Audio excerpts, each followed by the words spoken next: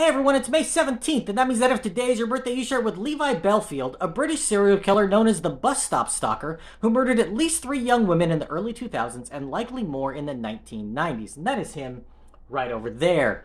Born in 1968, he had a tumultuous childhood, with Bellfield's father dying when he was just 8 years old, and he grew up in public housing. When he was 12, his 14-year-old girlfriend was found strangled to death, a crime that went unsolved and which may have been his first murder. As an adult, he got married 4 times and fathered 11 children by 5 different women. Yes, that guy with his crotch on my face knocked up 5 different women. He was a possessive and abusive boyfriend and husband, with his partners almost always living in fear of what he may do, including sexual assault.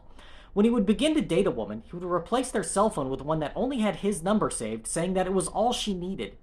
Bellfield's first forays into crime were relatively minor, with convictions for burglary, theft, driving offenses, and assaulting a police officer. By the early 2000s, he had spent a full year of his life behind bars during his 9 stints in jail. Bellfield ran a car booting company, going around and putting wheel locks on cars that had overdue parking tickets.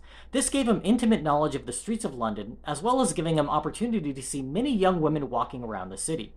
Bellfield had a type: young, busty, and blonde women, and when he saw one disembarking a bus in 2003, the temptation was too great.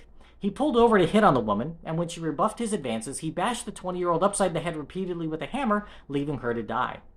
The next year, he saw an 18-year-old at a bus stop who struck his fancy. When she turned him down, he ran her over with his car, but luckily she survived. Later that year, Bellfield saw a beautiful 22-year-old at a bus stop and beat her over the head and left her to die when she rejected him.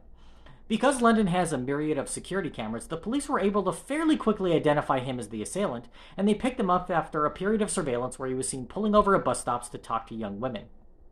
He was tried and convicted of 3 murders, but there are 10 more killings dating back to the 1980s that fit the same pattern that remain unsolved and he may have perpetuated as well.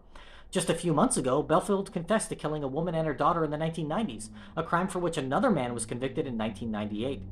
In 2019, he began corresponding with a woman who was friends with another serial killer, Peter Sutcliffe. Come back on June 2nd to learn more about him, and they are now engaged to be married. But recent media attention has led the Minister of State for Prisons to state that she will do all that she can to deny that request.